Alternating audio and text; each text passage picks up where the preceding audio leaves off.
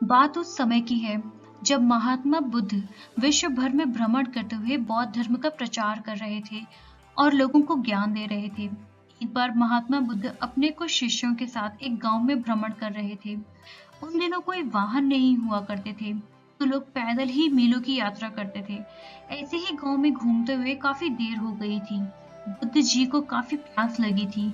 उन्होंने अपने एक शिष्य को गांव से पानी लाने की आज्ञा दी। जब वह शिष्य गांव में अंदर गया तो उसने देखा वहां एक नदी थी जहां बहुत सारे लोग कपड़े धो रहे थे। कुछ लोग नहा रहे थे। नदी का पानी काफी गंदा दिख रहा था। शिष्य को लगा कि गुरु जी के लिए ऐसा गंदा पानी लेके जाना ठीक नहीं होगा। ये सोचकर वो वापस आ गया। महात्मा बुद्ध को जब बहुत प्यास लगी थी, इसलिए उन्होंने फिर से दूसरे शिष्य को पानी लाने भेजा। कुछ देर बाद वह शिष्य लौटा और पानी ले आया।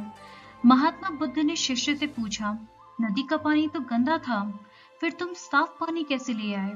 शिष्य बोला, प्रभु, वहां नदी का पानी वास्तव में गंदा था, लेकिन लोगों के जाने के बाद मैंने कुछ देर इंतजार किया और कुछ देर बाद मिट्टी नीचे बैठ गई और साफ पानी ऊपर आ गया।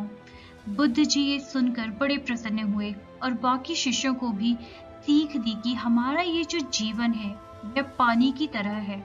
जब तक हमारे कर्म अच्छे हैं तब तक सब कुछ शुद्ध है, लेकिन जीवन में कई बार दुख और समस्याएं भी आती हैं, जिससे जीवन रूपी पानी गंदा लगने लगता है। कुछ लोग पहले वाले शिष्य की तरह बुराई को देखकर घबरा जाते हैं और मुसीबत देखकर वापस लौट जाते हैं, जीवन में कभी आगे नहीं बढ़ पाते।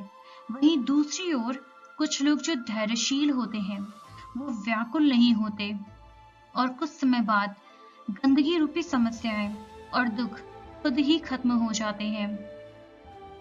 इस कहानी की सीख यही है कि समस्या और बुराई केवल कुछ समय के लिए ही जीवन रूपी पानी को गंदा कर सकती हैं, लेकिन अगर आप धैर्य से काम लेंगे तो बुराई खुद ही कुछ समय बाद आपका साथ छोड़ देगी।